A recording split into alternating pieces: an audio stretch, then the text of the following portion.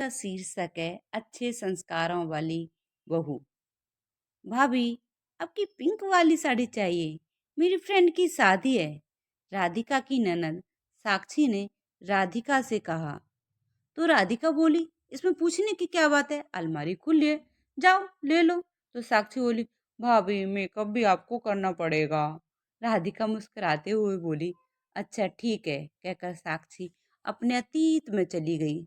राधिका के दो बड़े भाई थे, उनकी शादियां हुई, लेकिन जो भाभियां थी कभी राधिका से प्यार नहीं करती थी और उसकी मम्मी से भी अच्छा व्यवहार नहीं करती थी।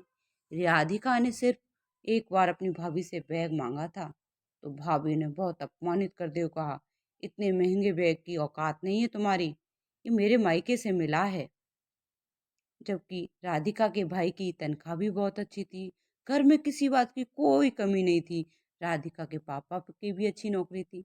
बस भाभियों को राधिका पसंद नहीं थी, क्योंकि राधिका अपने भाइयों की जो लाडली थी, लेकिन बहुत समझदार थी। कभी भी अपने भाई से भाभी की शिकायत नहीं करती थी। राधिका के संस्कार बहुत अच्छे थे। वो रिश्ते बनाने में विश्वास रखती थी। राधिका की शादी भी बहुत अच्छे परिवार में हुई। राधिका की शादी बड़े धूमधाम से हुई। उसके मम्मी पापा ने कोई कमी नहीं रखी। उसका पति नीरज इंजीनियर था और बहुत संपन्न परिवार का था। राधिका अपनी ननद साक्षी से बहुत प्यार करती थी। कभी बहन कभी सहेली बन जाती थी। सासू माँ राधिका के व्यवहार से खुश थी और संतुष्ट भी। बहू अच्छी है तो मेरी बेटी का मायका सदा बना रहेगा। राधिका ससुराल में बहुत खुश थी और उसके व्यवहार से ससुराल वाले भी बहुत खुश थे। राधिका ने सबके दिलों को जीत लिया था। शादी के 2 महीने बाद राधिका का जन्मदिन था, तो नीरज ने उसको एक बहुत खूबसूरत पिंक साड़ी उपहार में दी। साथ ही एक डायमंड की रिंग सास ससुर जी ने भेंट की थी। साक्षी की फ्रेंड की शादी थी। साक्षी वह पिंक साड़ी पहनना चाहती थी। उसने पूछा तो राधिका बोली, पूछने की क्या बात है। राधिका ने साक्षी को अपने हाथों से साड़ी पहनाकर मेकअप किया। साक्षी खुश थी और राधिका की सासू माँ भी बहुत खुश थी। साक्षी घर से निकलने ही वाली थी कि राधिका की भाभी अपने भाई के साथ शादी कार्ड देने आ पहुंची।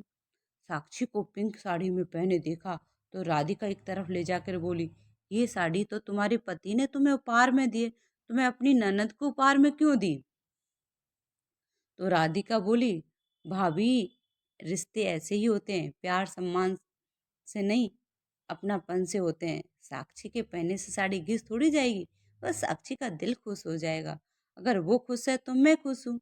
हमारे यहाँ तेरी मेरी नहीं, सबका समान अधिकार है।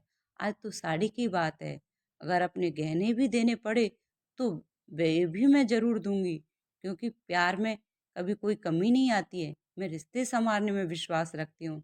साक्षी को किसी चीज की कोई कमी नहीं है। उसके माता पिता और भाई सक्षम है। ये तो बस नंद भाभी का प्यार है। भाभी तो जैसे चुप ही हो गई, लेकिन नीरज और सासू माँ बहुत खुश थे, क्योंकि राधिका की आवाज उनके कानों तक भी पहुंच रही थी।